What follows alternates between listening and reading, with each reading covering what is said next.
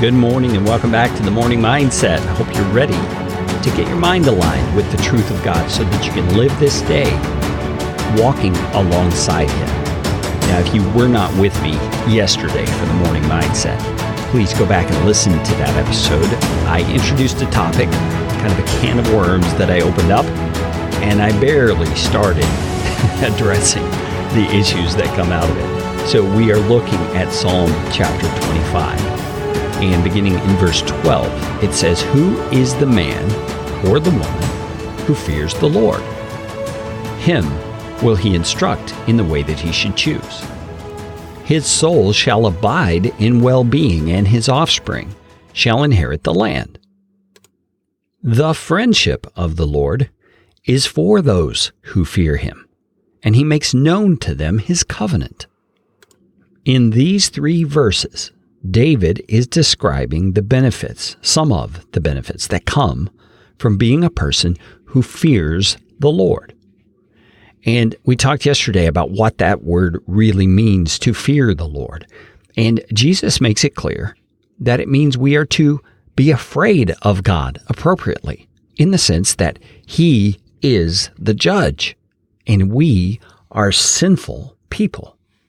And there is an appropriate sense of fear that comes from that reality, because we know that at any moment He could, without doing us any wrong, judge us as sinners and condemn us to eternity without Him. But in His grace and in His mercy, He has provided Jesus Christ as the means by which we can come into personal relationship with Him. And part of a right attitude before God, part of what leads us to the place of repentance, is an appropriate fear of the Lord, recognizing how far apart from Him we are, how much we need Him, and how if we do not do something, or rather we do not avail ourselves of what He has done, He will indeed rightly condemn us and separate us from Himself.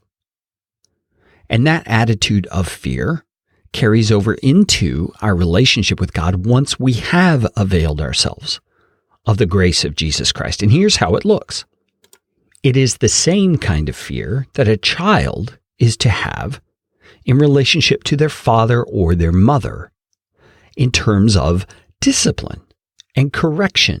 You see, part of what motivates children to obey, at least at the first when they're younger, is the fear of correction, the fear of discipline.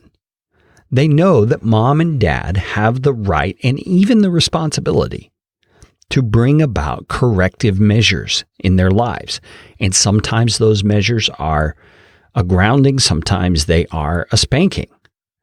And the child has an appropriate sense of fear. Now, there's all kinds of things we could talk about when this comparison between parenting and God's approach to His children. But what I want to do is look at these verses in light of that kind of fear. And it says, "Who is the man who fears the Lord?" And you see, it's positing that as a positive thing. It says, "Him will God instruct in the way that he should choose." So there's a benefit that flows out of fearing the Lord appropriately. You see, the humble heart that fears Him is a heart God can instruct and can give direction to. It says, "His soul shall abide in well-being." You see, God sustains those who are fearing Him appropriately. And I think also there's just a kind of a natural benefit here. Because when you fear God, when you're humble in the way you should be, your soul abides in well-being. You are healthy. You're thinking rightly. You are living your life appropriately. As well, there are benefits to our children when we fear the Lord. It says His offspring shall inherit the land. So there is a positive trickle-down effect to our kids when we fear the Lord. And then it says the friendship of the Lord is for those who fear Him, and He makes known to them His covenant. So it's this humble fear that leads us to the new covenant in Jesus Christ. My friends, walk in confidence and in fear today.